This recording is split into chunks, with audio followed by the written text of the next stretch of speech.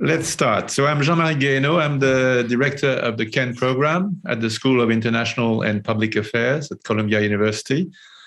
And today we are going to address the issue that is on the minds of all of us, the conflict, the war in Ukraine, the war waged against Ukraine. It's certainly one of those events that may redefine how we think about the world. There was a before, there will be an after, and we can only be sure that the after will be very different, profoundly different for Ukraine, for Europe, and I would say for the world. And so today we want to discuss the after. And I'm well aware that in the middle of a horrible war, it may sound premature. But we need to do it, let alone to have a political and moral compass that can guide us in these very difficult times. To do that, we have three remarkable panelists. Grigory Nemyria is joining us from Kiev, but he's from Donetsk. He has been one of the key actors in the efforts to integrate Ukraine in the European family. As an academic, I think you were the vice rector of Kiev University, as a deputy prime minister from 2007 to 2010, and as the chair of the Committee on European Integration, and now as the deputy chair of the Foreign Affairs Committee of the Rada. And you're also the deputy chair of the political party Batkivshina. And you will speak here in your personal capacity. Mariya Zolkina is a very respected political scientist, and I would say also an engaged citizen. You work with the Democratic Initiative Foundation, which is certainly one of the most respected think tanks in Ukraine. And so you can give us a unique perspective on the political dynamics in Ukraine and how that will play out for the future of Ukraine. And Sergei Guriev is a great example of Russia, what Russia could be, and hopefully someday will be. A brilliant economist, a former chief economist of the European Bank for Reconstruction and Development, and the founder of the New Economic School in Moscow. You had to flee Russia in 2013, but you remain actively engaged with the opposition to the present regime. So I think that's these will allow us to have different perspectives, but a common goal, which is a democratic and peaceful Europe. Before we start, one last point. Please use the Q&A function to raise questions, and that will be conveyed to us. And so in the second part of this conversation, we'll open up to the audience. Now, I want to ask the first question to Grigory Nemyria. Early in the conflict, President Zelensky said that Ukraine was ready to discuss many sensitive issues with Russia. I mean, he was remarkably actually flexible in the way he talked about Donbass, about Luhansk, about even finding a way to agree to disagree on Crimea, on the alliance, differentiating between NATO and the EU.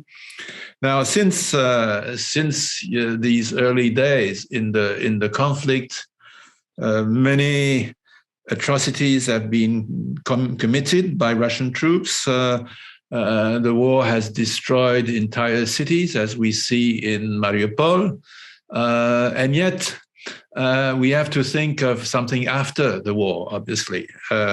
But when we see how dangerous and acceptable a Russian victory would be, we see that's not something that can be contemplated. But at the same time, when we listen to President Putin, we don't see how himself could accept anything that would look like a defeat for Russia.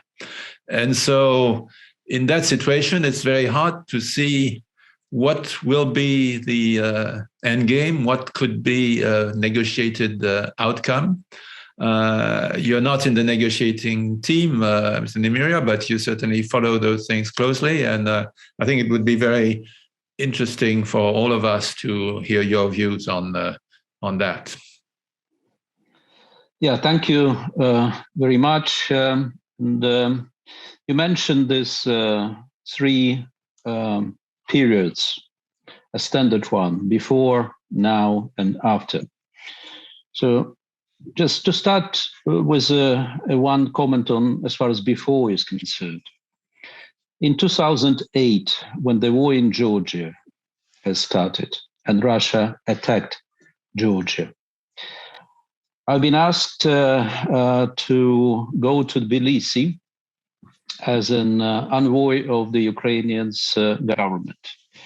And I arrived there on Illusion 76 with the humanitarian support. Our treasury transferred $20 million to Georgian treasury. And I arrived there on August the 10th. So where Russian troops were moving to Tbilisi, very close range. It's like 30, 40 kilometers from Tbilisi. And I stayed in Tbilisi till the very end, till the 6th point of Sarkozy, after everything almost been decided, and the peace deal, the compromise has been reached. And I've been asked at the airport before leaving Tbilisi, Mr. Deputy Prime Minister, you just visited Georgia, you spoke to Georgian politicians, you've seen, and I've been also around Tbilisi. Do you think there's something like that, and the next is going to be Ukraine, and something like that will happen to Ukraine? And I immediately answered, never. I don't even for a second would allow myself to think at that time, in 2008, after seeing what was happening in Georgia, that the things could happen to Ukraine. Why? Because for various reasons. The size of the country, the proximity, and the whole this identity part of religion, Slavic narrative, close cultures, and all that. We haven't had any disputes at that time, and still this happened. So the first lesson, unexpected, could happen. So it happened to Ukraine. Now we are already 2 months in the war, the full-scale, full-blown war. The peace process, so why I wouldn't call it peace process, a kind of negotiations has been launched within the first week of this war, which is very unusual. It's in itself is quite unique, that within the first week of the war, such talks has been launched. Less formal than more formal. Only 2 weeks ago, the president issued a decree of Ukraine to formalize the list of the Ukrainian delegation.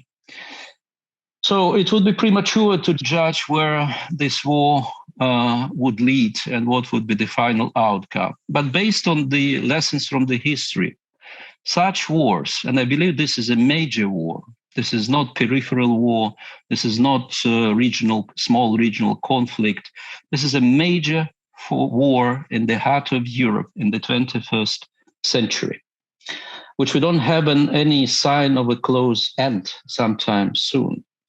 So usually such kind of conflicts, international armed conflicts, wars, they're going to end and decided on the battlefield. So I believe this war is not going to be an exception. It doesn't mean, of course, that there is no space for the diplomatic or political diplomatic track. We actually already have it. But it's now, some people ask question, look, now Russia pulled out their troops from Kiev. There is no more Russian troops outside Kiev and 2 adjacent provinces.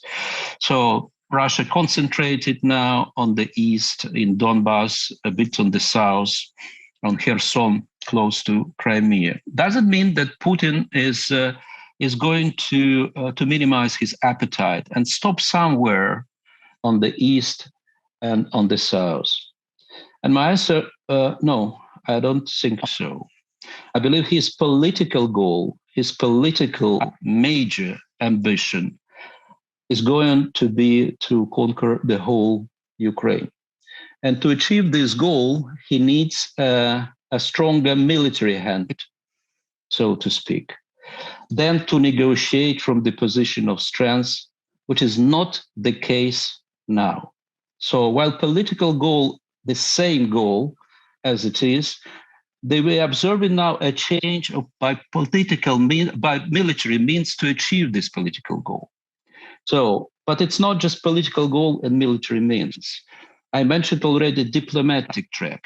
What's the current service, the current function of this diplomatic track? I think both sides currently are betting on time for their own reasons. The Ukrainian side is betting on time, trying to reorganize, regroup, consider and expecting that the sanctions, increasing sanctions, economic and financial sanctions against Putin's regime will produce some visible results.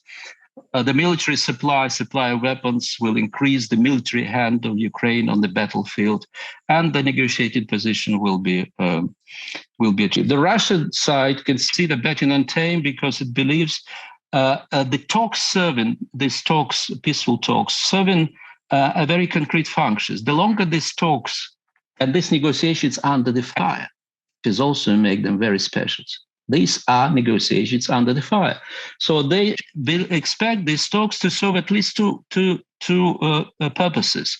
One, to ensure that the sanctions will slow down, will not increase dramatically, because it gives an ammunition to those in the West to say politely, look, there are talks now. Why should we hurry up with increasing sanctions to the maximum level? It also serves the second purpose, to give the ammunition to those who are warning not to increase a flow on the weapons, especially heavy weapons, to the Ukrainian side, because it would undermine the atmosphere and the climate for these talks. So both sides are currently playing with this.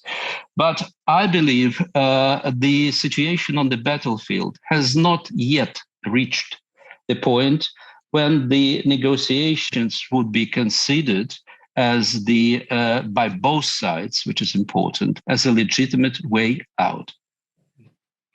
Well, thank you very much. But when I hear you, on the one hand, you say that the goal of Putin is indeed the complete subjugation of Ukraine. It's not, if I understand you correctly, it's not about just carving a piece of Ukraine in the east and the south, let's say. It's really about the totality of Ukraine.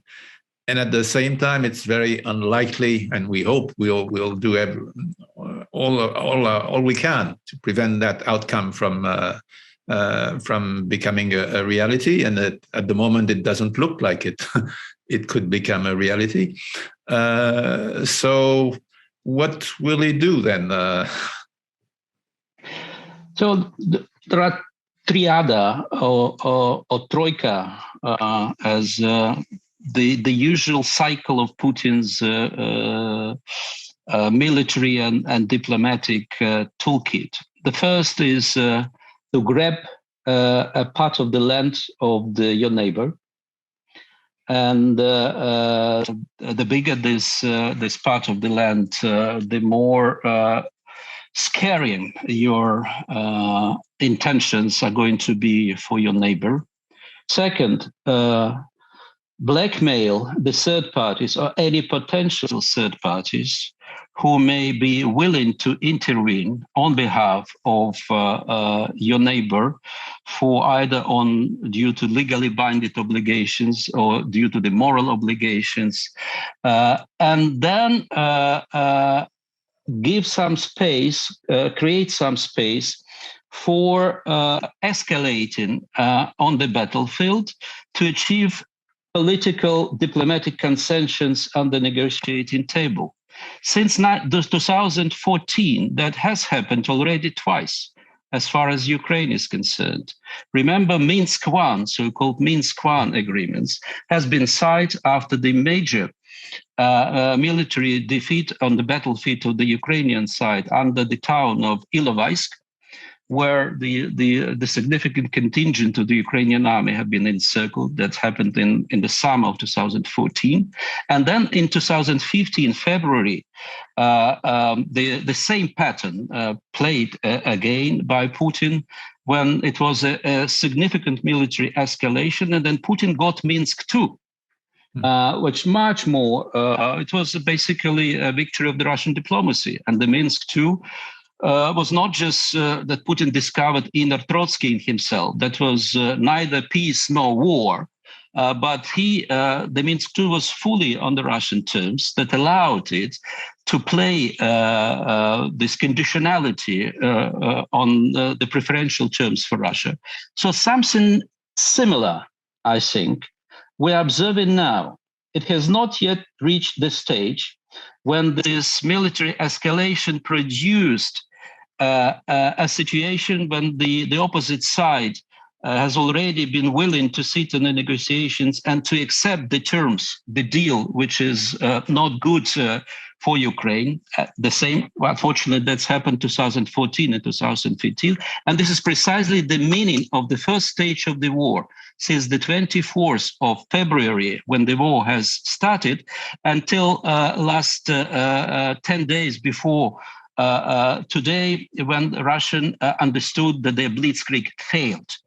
Mm-hmm. So now we're entering the second phase, the second attempt to recuperate, to recover, make a second attempt to achieve through military escalation a sizable advances on the east, to grab more territory, and then put conditions forward, but speaking with the language more like the Lavrov's language of arrogance, domination, dictation of the terms, basically ultimatum. We have not yet reached this stage. And the very important issue of the third party. I remember the third party in 2014 and 15 basically was, the message was to Ukraine. Please do not escalate, do not overreact on Crimea, because you would give a pretext for Russia to go further, to exercise restraint. Now it would be very unnatural to expect such messages, but there are some nuances or similarities we could discover. But the third party repeatedly is blackmailed by the Russians, either with the attempt of crossing two red lines as far as the chemical weapon is concerned, and as far as the tactical nuclear weapon is concerned, to prevent them to send heavy weapons like tanks, like howitzers, like aircrafts to Ukraine, or to blackmail by other means. But for me, it's nothing new. It's the same cycle, the same pattern: grab the land, escalate, dictate the terms of the concession. But what Putin made from the very beginning, he made a major strategic mistake. His mistake is not about his underestimating the potential of Ukraine to defend itself, or underestimating the strength of the Ukraine's armed forces. That's in itself a mistake, of course. But his strategic mistake was that he does not consider Ukraine as a state, as a real state, and he doesn't consider Ukraine as a real nation. So therefore, he considered that he will basically grab what is his, and he will be greeted with the flowers. The people would not oppose, and the army will not be able to exercise, to defend their citizens. So he made the strategic mistake from the very beginning, and now he's trying to correct it by tactical means. We are military, we are negotiating process, And we are continuing repeatedly trying to defragment and disintegrate collective West. Thank you. Thank you very much. Mariya Zolkina, you are there in a country where millions have been displaced, where people have been bombed, where thousands have been killed. And with such hardship, Ukraine seems to stand united. It was not always, the political scene in Ukraine was fairly divided before the war, but the war seems to have united the people. Do you think that with the war continuing the way it does, that will make the population still very united? Will differences emerge? And as more hardship comes on the population, do you think that, in a way, it makes a desire for some kind of agreement, even a bad agreement, stronger?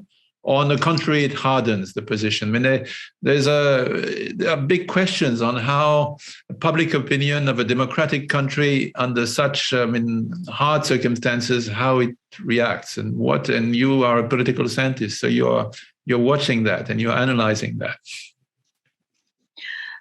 Thank you very much for these specific questions and for organizing these events generally.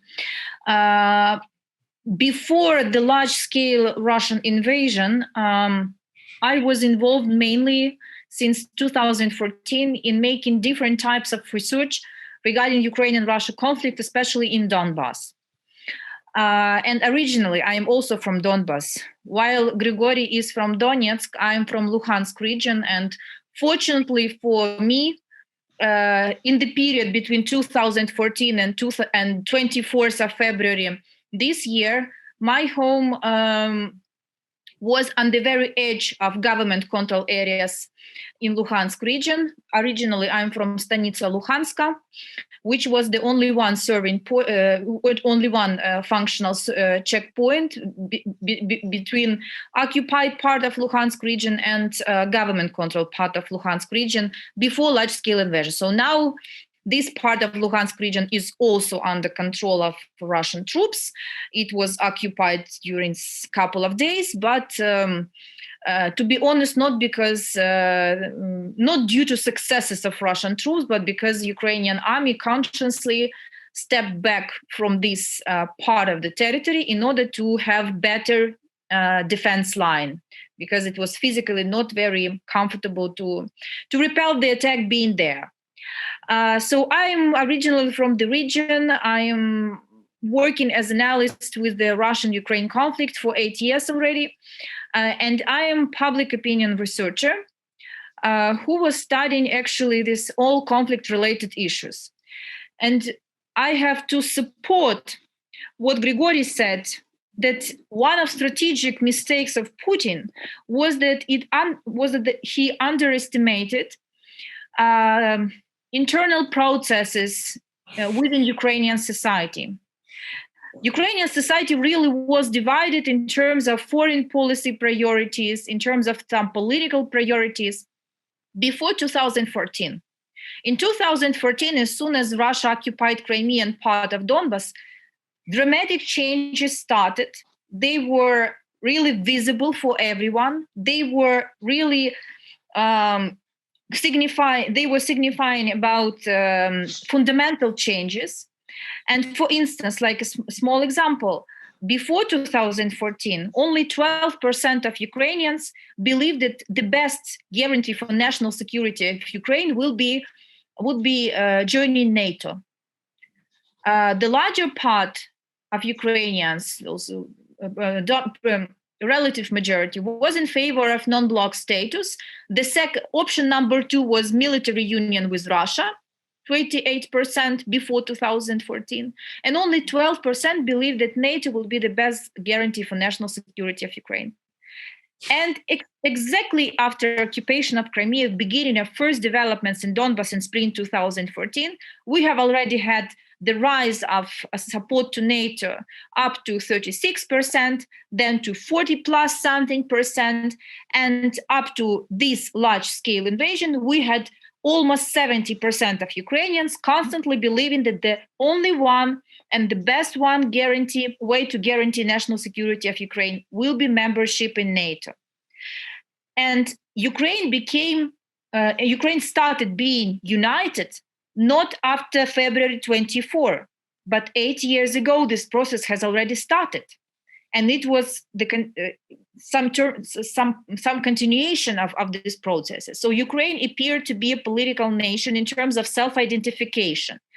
After developments of 2014, it was incremental but permanent increase of share of people in all the regions of Ukraine identifying themselves, first of all, as the citizens of Ukraine, and choosing between all possible political and civic identifications, choosing exactly this political one. So I'm, first of all, the citizen of Ukraine.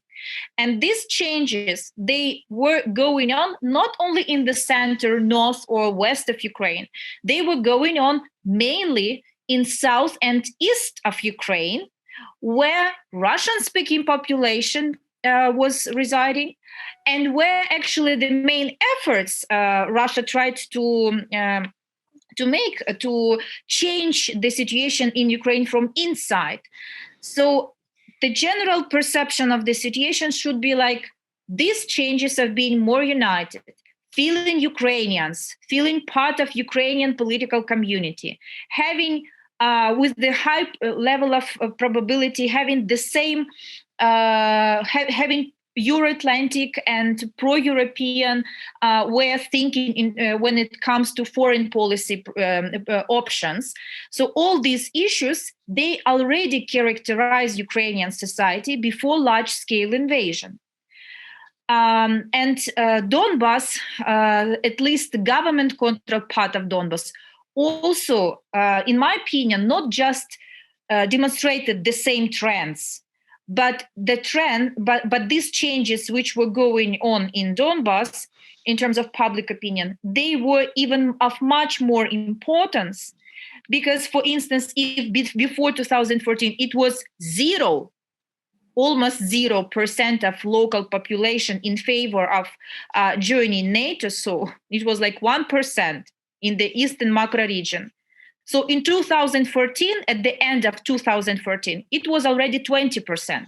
So in comparison to the West, where it was like 8 years ago already more than 70% in favor of NATO, of course, 20 was not so much.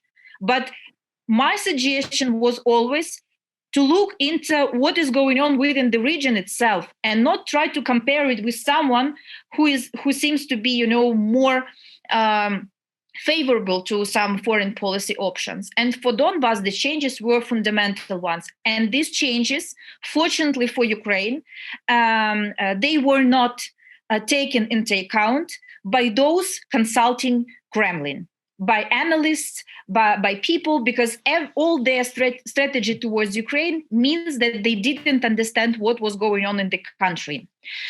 As of now, we have, of course, even much more evidences of the unification and resistance of Ukrainians. So one of the things which was not expected by Putin and his team, one of the things which is not perceived as fundamentally important one by some of our Western partners is resistance of Ukrainian society. And the perspective that this resistance and resilience will not decrease in a midterm time perspective. So as of now, sociologists, including our organization, they try to measure public opinion, though I have to say that, of course,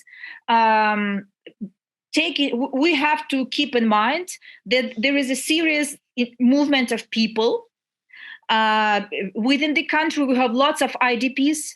We have mainly the IDPs from eastern and southern regions of Ukraine. So, of course, it influenced the general picture of regional public opinion. But when it comes to all the national levels, so we can see and we can fix some trends for sure. So first of all, this identification with Ukrainian political community is unprecedented one. So as of now, it's around 80% of people who are in Ukraine and who are proud of Ukrainian state and of being Ukrainian, which is very important in the time of war, to resist and not to accept some painful concessions, which might be like in form of ultimatums proposed to Ukraine. At the same time, we have new increase of the share of people who think that they are Ukrainians. First of all, it's now almost 98% of people who identify themselves, first of all, as Ukrainians. We have more than 90% of people back in beginning of April who reject the idea that Russians and Ukrainians are the same people and they are equal. So to understand what to expect in the coming future in terms of negotiations, in terms of justification of some concessions, it's very important to understand that we think that we are a separate nation. We are proud of being this separate nation. And that's why we do not want to make any unreasonable concessions.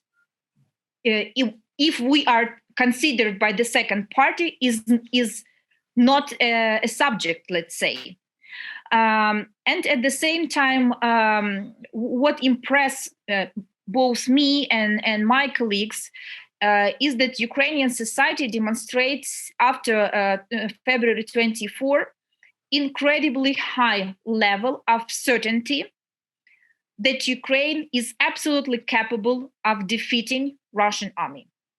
This is 95% of Ukrainians who, under these very difficult conditions, like when part of Ukrainian territory is under temporary control of Russian troops, like in the south, or there are very heavy battles in Donbas, people not just trust the defense forces of Ukraine. The trust is around 98% as of now, but they think that this trust is reasonable. So army is fully capable of having military victory in these battles and to push Russian troops away from Ukrainian territory.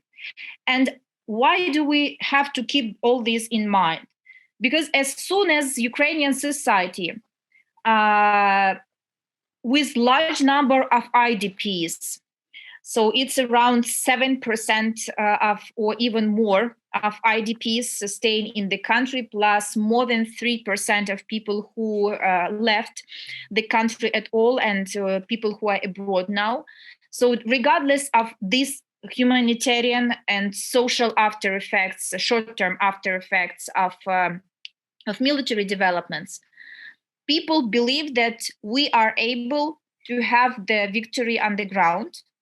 And as of now, during March, during last month, the number of people who think that normal relations, normal in terms of friendly relations with Russians and with Russia is absolutely not possible. The share of people with this thought has increased from 42% up to 65%. And a little bit more than 20% think that it might happen, but not earlier than in 20, 30 years. So as of now, we have, how does it influence negotiations? It influences negotiations very easily, like it influenced negotiations about Donbas during previous 8 years. Any decision taken by Ukrainian negotiators had to be legitimized by Ukrainian society. And in contrast to Kremlin, President Zelensky cannot omit this argument. And Ukrainian society was not ready to painful compromises about Donbas. Public opinion was very stable about that. So no special status in Ukrainian constitution, no federalization, no so-called public militia, and no so-called elections without control over the border.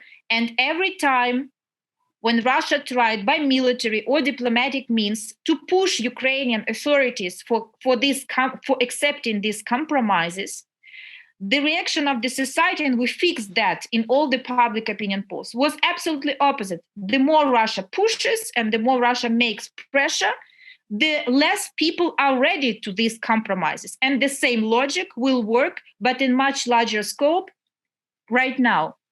That's why I have to say that this is not yet the point when Ukrainian society will be ready to accept the compromises or the ultimatums according to Russia's demands and Russia's requirements. People have lots of hopes on military developments on the ground by the hands of Ukrainian army, and people are ready to resist. The most recent public opinion poll, which we conducted among Ukrainian IDPs, showed that even IDPs who have lost almost everything in military active regions and who have moved to other regions of Ukraine, they are doing lots of things in order to help those who are fighting. So around 50% of IDPs are directly involved in some support either to army or to volunteer movement. So even such significant changes in personal life as losing home doesn't make people distance from this war and just wait for compromises and peace at any price. This is how I would describe all the sentiments and all the public perceptions of the situation, at least at this very moment. Well, thank you very much for this very precise analysis. That's, I think, very important as we understand, we look at the future, because Ukraine is a democracy, and any agreement will have to reflect, as you say, will have to be supported by Ukrainian society. I would like now to turn to Sergei Guriev. And in a way, my question reflects, to be honest, a surprise, or a question on Russian public opinion, because I always thought that because of the proximity, a bit what Grigory Nemyria was saying at the very beginning, we did not imagine a war in Ukraine. I thought that because of the proximity between Ukrainian people and Russian people, because the fact that there have been a number of intermarriages during the period of the Soviet Union, while the Ukrainian people, as we just heard, have a sense of being one people, and it's not. But at the same time, there was looking from a distance, I thought that there was an element of being cousins, of being two nations, but with close connections. And so when I saw the propaganda of Russian television on denazification and all that nonsense, I had a hard time thinking that the Russian people would buy that propaganda.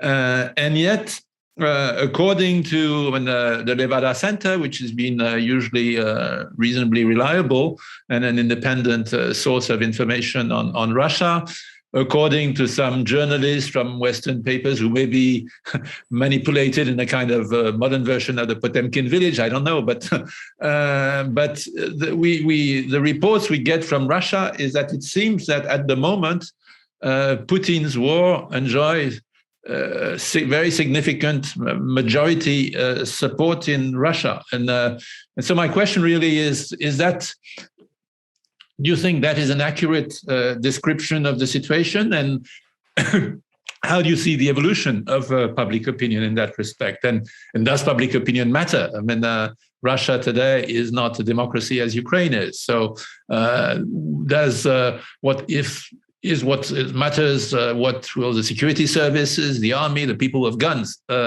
think about the situation? So my question is really about how the lack of success from Russia's standpoint of Putin's invasion, how would it play out in Russia between public opinion and the existing centers of power? And that will lead us then to discuss the leverage that Western countries can have. Thank you very much, Jean-Marie. Yes, it is a very painful question. Before answering your question, I will just mention two things. Thank you very much for generous introduction of myself. I would just say that I'm involved now in two other things. One is we established a website called truerussia.org together with Mikhail Baryshnikov and Boris Akunin, where we call on all Russians to help donate money to Ukrainian refugees. And this is a process which is underway. And we see that lots of Russians actually want to do that through our foundation and through other means. The other thing which I participate in is effort to create a blueprint for reconstruction of Ukraine after the war that has a direct relevance for our discussion today.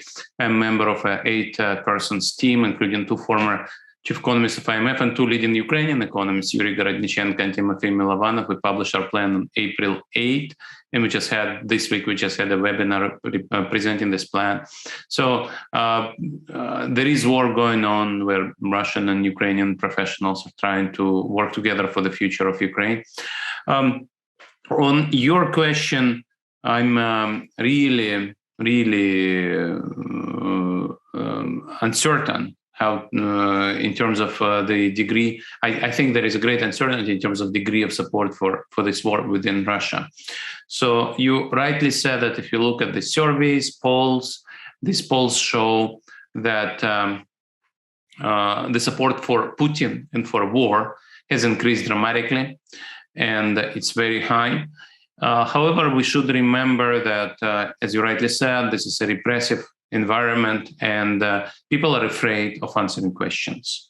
So measuring that is not easy, I can tell you. And for example, I tried to run a survey myself, and I saw that 2 organizations that I asked to help me with the survey just said no. We also see that there is a new law which says that if you present publicly a version of events which is different from official version, you get 15 years in jail. And actually today, a person that I know reasonably well, a famous Russian dissident, Vladimir Kara-Murza, who was poisoned twice by Russian regime, but still keeps going to Russia. So he was detained a week ago. And today he's in court, and he is actually indicted with this particular law, which can bring him to jail for 15 years. So in that sense, it's dangerous to talk to pollsters, and to what extent we can trust these numbers is a great question. I'm far from thinking that this is a one-person's war and that all Russians are against the war. This is not true. We at least have seen that many Russian soldiers and officers have committed brutal war crimes and probably genocide. This is not for me to say whether it was genocide or not, but it's very likely that it will be later qualified as genocide. And in that sense, it's definitely not just one person. However, we see that even in Levada polls, you see quite a few people say no, even though it's dangerous. I will also give you an example of this website, Do Russians Want War? So there is a website which presents evidence from various polls that these people who don't want to be named, and I will not name you, although I'm in touch, they just run a survey, a phone survey based on calls to a random sample of phone numbers. So when they ask a direct question, like, do you support the special military operations? They have 60% of Russians saying yes, 10% saying no, everybody else says don't want to answer, don't know. So 60% is a big number. But I also ask these people to ask more indirect questions. And so, for example, I ask them if Russia should cooperate with the West economically, for example, and majority of Russians, 55%, said yes, and minority said no. I asked them to include an indirect question, like, should Russian government prioritize achieving its objective in Ukraine or saving the economy? only 45% said finishing the war in Ukraine should be a priority. 35% said economics should be the priority. So the society is divided. There are also surveys using crowdsourcing platform Taloka, which use what's so-called list experiment, which show that people are really scared to answer those questions, and indirect questions actually result in fewer people supporting the war. So I won't go as far as saying that this is a war which is supported by a minority, but I would say that probably the polls give you a biased view because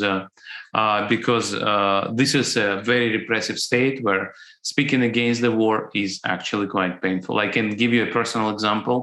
My nephew painted Putin equals war on a monument.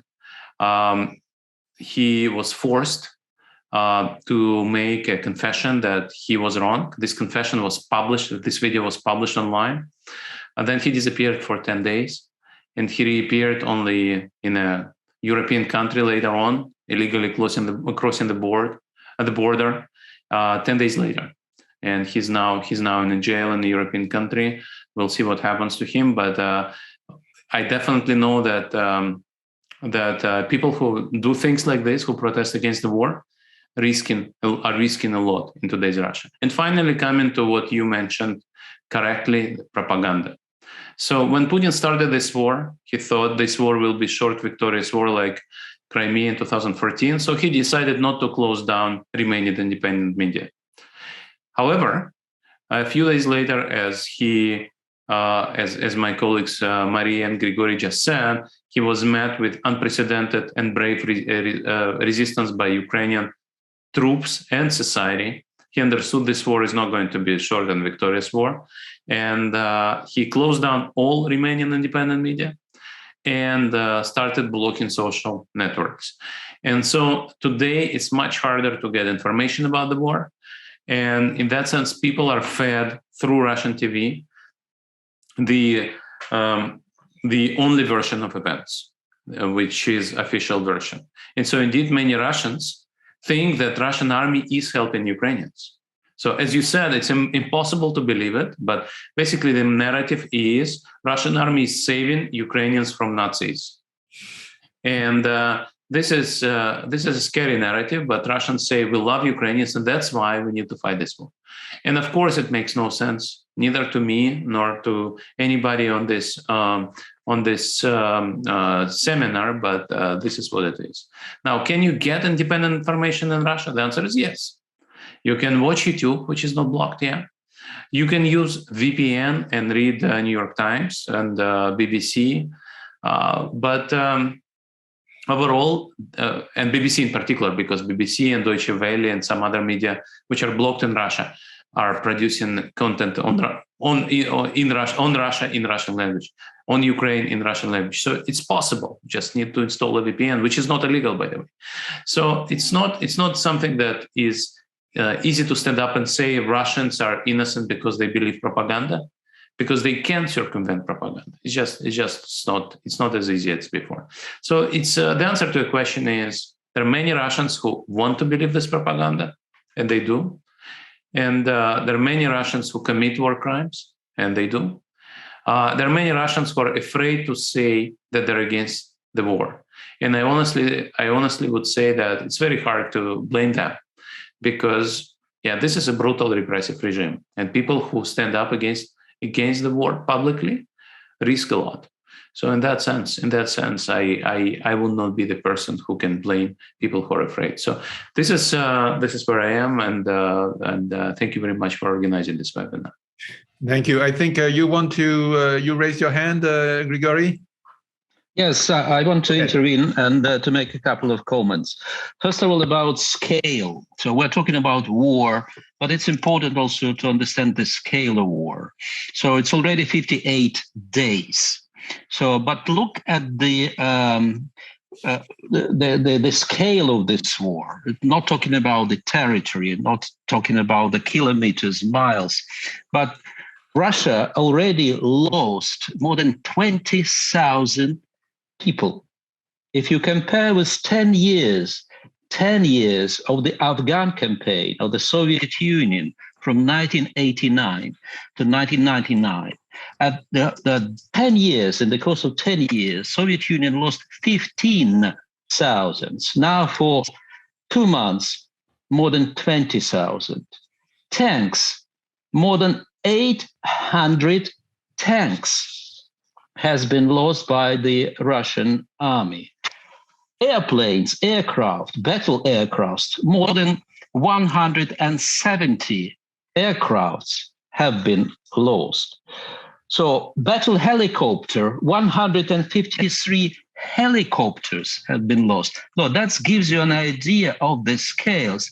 I should mention also the flagship of the Black Sea Fleet, Moscow, one of the jewelry of the Black Sea Fleet that has been sunk by the Ukrainian rocket missile. So that's about the scale. Now about the Putin's ambition. I already mentioned this conquering Ukraine, but I remember it was Charles Krauthammer who, at the very beginning of the annexation of Crimea, I think it was sometime at the end of February of 2014, he wrote an article about this conflict at that time.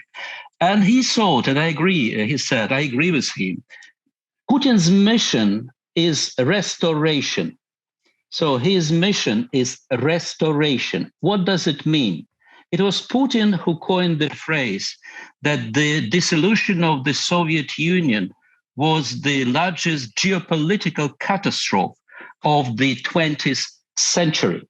So his mission, and I think that's very close to his mission, to restore, if not the Soviet Union, but something that would resemble the Russian Empire, which means, and that's very important conclusion, it's not just about Ukraine, because the Russian Empire also has to do with the Baltic countries, has to do with Poland, has to do with Finland, it has to do with many other areas which are currently neither Ukraine nor Russia. And also the lengths. Remember, Putin is at power at the helm of Russia already 22 years. 22 years. The person is presiding over this restoration. So that's a famous saying that power corrupts and the absolute power corrupts absolutely. So this is something about not just his regime, but also it has direct connection to the weaknesses of the Russian armed forces, the Russian personnel, which we are currently observe that if not the paper tiger, of course, but it was much less able to have a battle, the real battle, than it was expected. So this a nexus of the length of the regime, his ambition, which is about restoration, and also the corruption which this regime is thriving on, gives you idea of some vulnerabilities that we should take into account. Again, the defeat in Afghanistan, accumulation of the Soviet army in Afghanistan contributed significantly to the follow-up breakup of the Soviet Union, because the glorious Soviet army has been defeated by the Mujahideens. Yes, it was considered as a proxy war, which is current war, of course, has nothing to do with, but the humiliation domestically contributed to the to increasing doubt of the stability of the regime. Therefore, while we are concentrating on these economic parameters, the living standards of Russia, the potential impact of the sanctions on these living standards, and this is one observation in addition to this. And that's in the social networks, it has been recorded how poor those Russian soldiers were in their homes. In the area of Siberia, Ural Mountains and beyond, they were basically stealing a basic home equipment. They were collecting stuff like clothes, like PCs, like this stuff that that clearly shows how low this living standards. But that's also contributed when confronted the realities in Ukraine, which was perceived as a kind of paradise for the Nazis or Banderovites. What they discovered, basically, the people with good living standards that has nothing to do with the Nazism. And in every small town and village, Russians discovered there are monuments to the victory and the Second World War, which was about the victory over the Nazis. But also what they're discovering now, and that will have real repercussions domestically, that Russia is bombing towns and cities in the east and the south of Ukraine, where most of the population are Russian-speaking populations. So those ethnic Russians, so Russian-speaking populations, who Putin declared he is coming to save from the aggressive so-called nationalistic regime, are now the first victims of his faked liberation. So my point is those unintended consequences that Putin, I believe, still underestimating, would undermine the perceived stability of its current regime, as Sergei currently observed.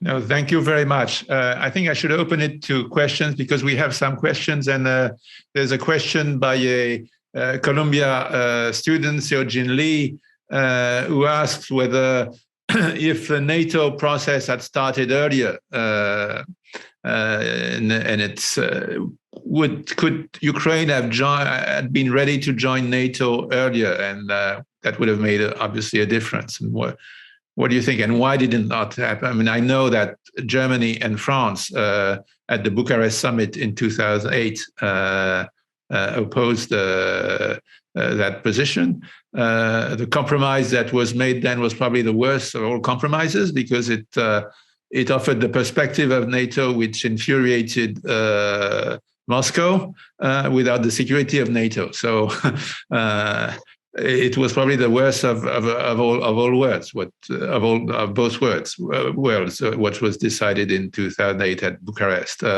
But how could history have played differently in your view? And was Ukraine ready for NATO? It's against my principle to answer such hypothetical questions. But let's try. And I really appreciate the interest and the depth of the question asked by your student. I believe back in 2008, it was a sincere attempt, as far as the Ukrainian authorities are concerned, to try to secure, to go out, to escape from this vacuum, security vacuum. Because Ukraine was at that time in the gray zone between NATO on the one hand and the Tashkent bloc, the Organization of the Security of Collective Security of Russia at the helm. So that was an attempt. That also reflected an attempt to minimize the disagreements on the top. The letter to the Secretary General of NATO has been signed by President of Ukraine, Prime Minister of Ukraine, at that time, Yulia Tymoshenko, and the Speaker of the Rada. I participated in the process of drafting this letter. And I insisted that at the end, it was a sentence that the final decision will be made through the referendum by the Ukrainian people. It was very important also what Mariya mentioned, an attempt to also just give some final words and approval, legitimization of this to Ukrainian people. Unfortunately, and you mentioned at that time, there was no unity within European members of the NATO. It was the last minute of President Bush at that time to leave some legacy of his presidency. He visited Kiev, we had a discussion, but I agree with you, the final compromise was the worst of possible. It basically gave a pretext for Russia then to preempt this from happening, or claim to preempt this from happening. But hypothetically, if at that time Ukraine would start the process and would join the NATO, Russia faced a choice. It was about hard choice, either to intervene immediately, and I doubt that at that time they were ready to do this, or somehow to undermine by other means. And my estimate that they basically tried to do it a bit later, just a year after the Bucharest summit, launching the gas war against Ukraine in 2009. So they used energy weapon to undermine this choice. But also your question of your students provoked me of the one recollection of the meeting with Sergei Lavrov in 2009 in Brussels. When we had a conversation with him, I said, we understood the Russia's position as far as NATO is concerned, membership of Ukraine. It's a red line for you. How about European Union? So no, we have nothing to do. It's up to you. So we don't see how you could soon become a EU member. They don't want you. So, but you are free to pursue.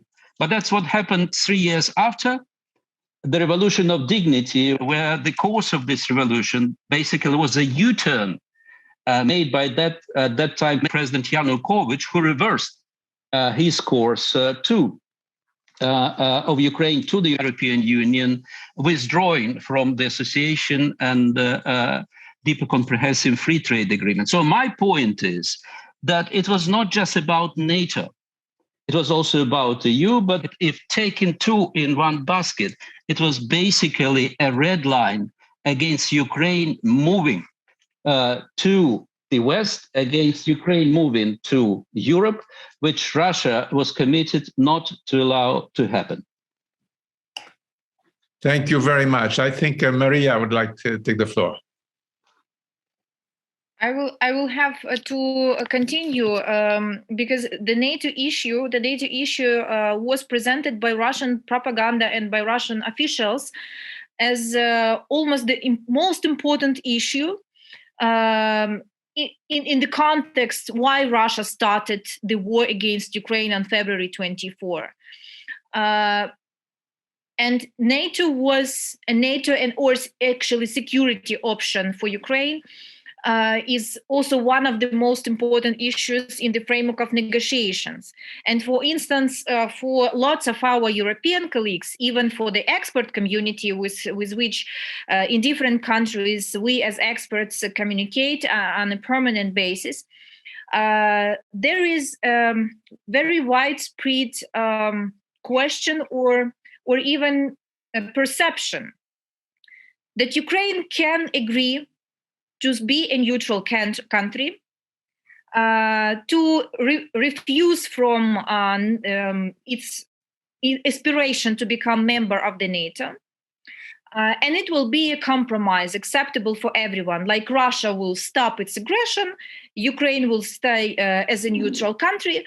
And one of these ideas has already appeared from the Ukrainian side, but I hope it will be not implemented in practice, because this idea was criticized seriously by expert and political community within Ukraine after this idea appeared in negotiations between Ukraine and Russia in March, already after a large-scale invasion.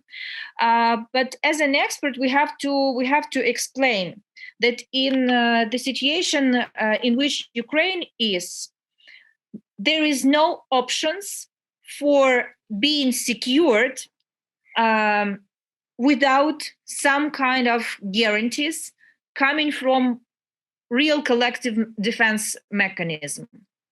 Of course, Ukrainian army is integral part of being capable of defending ourselves, of course, and we will not rely on anyone's army, anyone's help.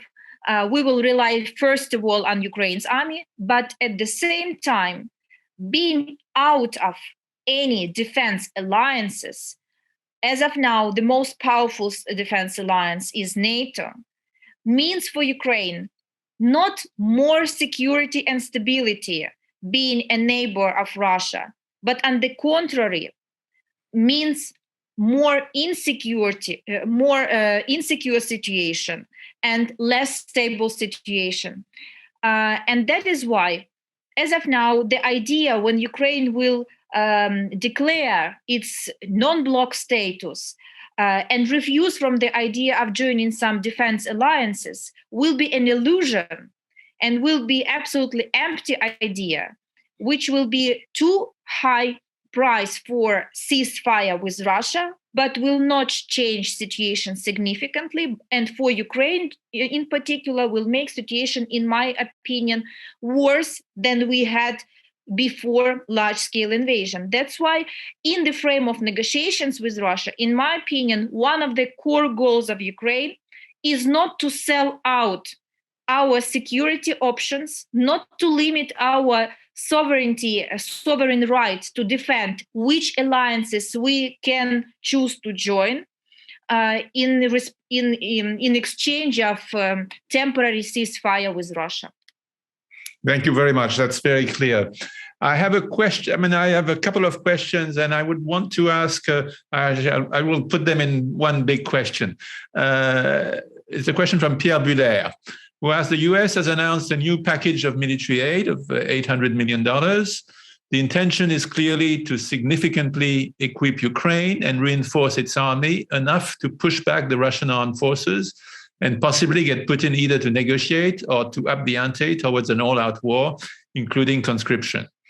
Do you think US military aid and European support is liable to significantly alter the balance of forces? So that's one question. And I would complement it with a question maybe to Sergei Guriev, is the impact, the sanctions against Russia. You hear some people who say, well, they're going to be used by Russian propaganda. It will to convince the Russian people that they are the victims of the Western sanctions. Do you think the sanctions as they are, they should be strengthened? They should be fine-tuned? I mean, what's your view on the impact of sanctions on Russia and what they should be? So maybe first on the response on the military issues from Grigory and Mariya, and then from Sergei on the sanctions. Yeah, one of the remarkable, it's basically a sea change as far as position of the United States and Europe, or the West, if I would use this word, since the beginning of the war. There was an evolution of a very cautious, incremental discussion about potential supply of lethal defensive weapons of a limited caliber, limited kinds, to currently already entering a practical stage of not just discussing, but partially even delivering a little offensive weapons. That sea change happened because of the real situation demonstrated on the battlefield. It was not just the strength of the Ukrainian and courage of the Ukrainian army, but also the weakness that demonstrated by the Russians. So now things are moving from discussing the possibility to defend itself to a necessity to launch an offensive, counteroffensive in some cases, to roll back Russian troops whenever they need it. Now, whether it's realistic to expect that just because of this recent wave of the military supply, including some heavy weapons like tanks, heavy artillery, anti-air systems, it would be sufficient. No, I don't think so. But let's reverse the questions. Do we have an understanding of a real hierarchy of priority of Putin? Do we agree that his priority, number one, unquestioned priority, is just about external aggression or conquering Ukraine? I don't think so. That's, of course, one of his highest priorities. But for any repressive regime, especially the regime like the Putin's regime, 22 years old, which mission is restoration, still the priority number one, the survival of this regime inside the country. So whatever and whenever the point will be reached, when Putin will understand that there is an increasing risk to the survival of his regime inside Russia, and military defeats on the failure on the battlefield could contribute to this moment. So that would be the moment when probably Putin will be ready to negotiate what is called compromise or the way out. So this is one thing. And second thing, very important, 8 years of negotiating Donbass and Crimea showed that an attempt to solve the Donbass issue in a vacuum as a purely bilateral issue was led to nowhere. The conclusion is that the current scale of this war would clearly lead to all sides to an understanding that the way out would be to put this the conflict, to a larger scale, where we should discuss about the sides, not just Ukraine and Russia, but the United States, Europe, should discuss the European security architecture, should discuss the current stance and the future of the arms control.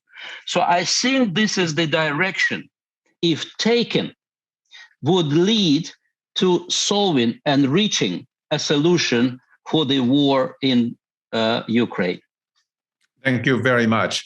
I'll give the floor now to Mariya, and complementing the question with a question I just saw from another Columbia student who asked, what is your view of the calls for NATO to close the sky and the risks for escalation that Russia has threatened? When does military aid to Ukraine turn to risk for a world war with potential nuclear components? Mariya. To close the sky, it was one of the first and one of the most serious appeals of Ukrainian authorities and Ukrainian society towards our Western partners. Unfortunately, in different forms, we proposed in different forms to fulfill this issue, even without direct usage of fighter jets of some NATO member states. Nevertheless, it was not fulfilled. I mean, this appeal, in my opinion, maybe.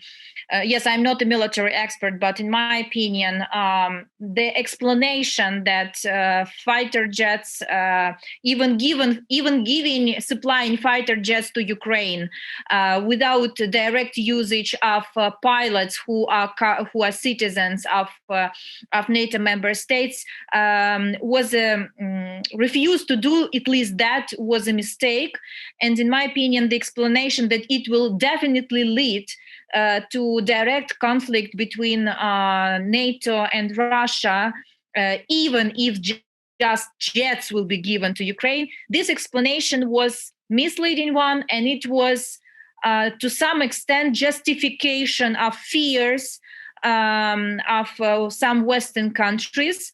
In my opinion, from communicational point of view, this message was so much thrown into informational space and so much insisted on that, no, it will be treated as our participation in the conflict, that they persuade themselves and their own public in that. But giving fighter jets also could lead to closing the sky above Ukraine, but not necessarily these fighter jets, for instance, should have been led by pilots from US or from Germany or from somewhere else. So there were schemes how to use weapons and do it, and it was a mistake. It was not fulfilled.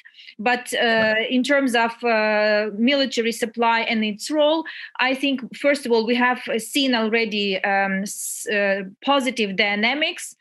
It's very important. We have much more weapons and much more lethal weapons and heavy weapons. Some of types of these weapons were even not under the discussion 1 month ago or even a couple of weeks ago, and it's a positive change. At the same time, as my suggestion is that the more military support will be given to Ukraine in a very short-term perspective, the sooner as possible, as soon as possible, the higher chances we will have successes, let's say, in repelling Russia's attacks. Less weapons, more long-term perspective for this conflict. Thank you very much. That's a clear message. Sergei, I know you have thank you. Soon, so. Yeah, I'll be very short since we are running over out of time. So over time. So the short answer is economic sanctions will play a crucial role. They've already played a role. I mentioned a number of results from surveys where people speak about their economic worries. I can go on and on. Whatever people say about the war, they're not afraid to say that they're already experiencing economic difficulties. And I'm old enough to remember how Soviet Union fell apart when people faced economic difficulties. And to respond to the point raised by Grigory that this is a big war and there are many deaths. We don't know how many deaths, but indeed, probably same or more deaths as an Afghan war. It takes a bit of time to reconsider the attitude to the war because of the deaths and because of the economic hardship. And regarding the sanctions, the most important sanction that is needed is somehow to partially or fully block Russian oil and gas exports to Europe. I am part of the International Working Group on Sanctions organized by Stanford University. There is a report, a white paper we put together on Monday where we discuss in detail how this should work. And it's not just a partial or full embargo. There are taxes on Russian oil and gas. There are also measures related to transportation and insurance regarding oil tankers. But in any event, this is the game changer. And there are other things, smaller things, which need to be undertaken. But overall, I strongly believe that sanctions will play an important role, will reduce Putin's ability to finance this war, and also will reduce support for the regime. Maybe not immediately. And one thing I would just say is in 2014, Putin's popularity went up after annexation of Crimea, and then it came down a few years later. This time around, I think the economic sanctions are so much stronger and so much more impactful that the support for the regime will come down much sooner. So in that sense, I have no doubt that sanctions already work and will have even greater impact. So I'll stop here so we don't run out of time. Well, thank you very much for your thoughts and your commitment. I think it's very important for all of us who are far away from Ukraine to understand what is happening there and how we can in one way or another help. For those who are Russians and who want to help Ukraine, when I will remember what was mentioned by Sergei Guriev, there are also a number of organizations that help support Ukraine and for non-Russians to support Ukraine. I think the more we can do and the more we can create a situation on the ground, going back to what Grigory Nemyria said at the very beginning, creating a situation that will force some kind of settlement. The faster it happens, and I think there Mariya also made that point, the faster it happens, the less suffering there will be for the Ukrainian people. The longer that war lasts, the more suffering, the more destructions. And that's what we would like to stop.